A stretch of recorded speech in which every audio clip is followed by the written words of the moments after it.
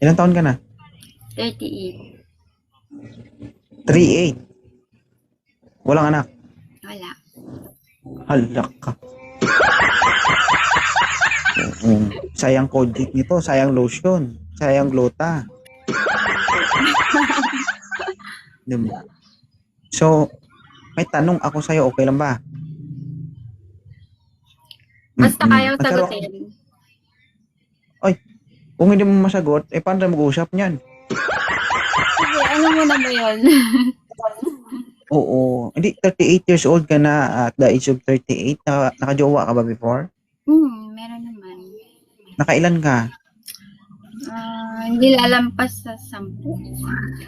Wow! Hindi lalampas. Ganun. So, ibig sabihin, hindi ka na inosente sa mga bagay-bagay. Hindi masyado. Ibig sabihin, narinig mo na yung tunog ng kalapate. Alam mo yung tunog ng kalapate? Kalapate? Paano ba yun? Oo. Sabi ng kalapate, kapag dalawa lang sila, paturok, paturok, turok, turok. 38 years old, walang anak, naghahanap ng karelasyon. Ano naman ang hinahanap mo sa isang lalaki? Basta hindi manloloko, hindi mayabang, tapos responsable, hindi sinungaling, ganyan. O, ba't di ka nag-asawa ng pare?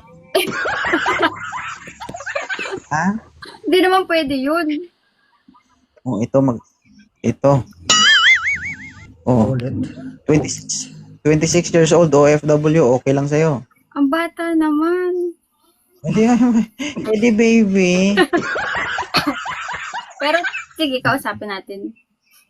Ang bago yun, sir.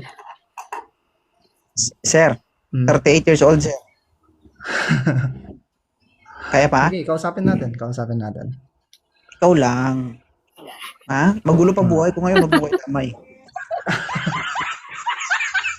Ikaw lang, sige go. Taga saan ka?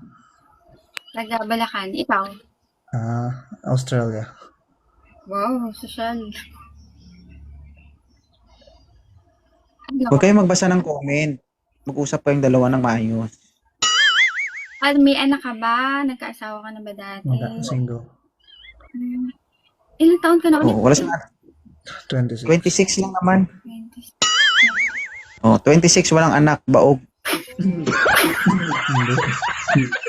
Hindi naman. Paano mo nalaman, sir? Ba, may anak ka na ba? Test? Hindi mo pa sure. Hindi, nagpa-test na ako. Nagpa-test ka na ba? Nagpa-test na daw mo. Nagpa-test, tapos, yun nga. Nagpa-test ka, tapos, Test. Remove. Anong problema? Nagpa-test siya ng kanyang test. Tingnan mo nga. Okay. Okay. Ano yun? Ano, Maingay, sir. Ano yan? may nag-check Okay. yan. Oh, sorry. Okay. O ganito. Okay lang ba sa'yo, ma'am, si sir?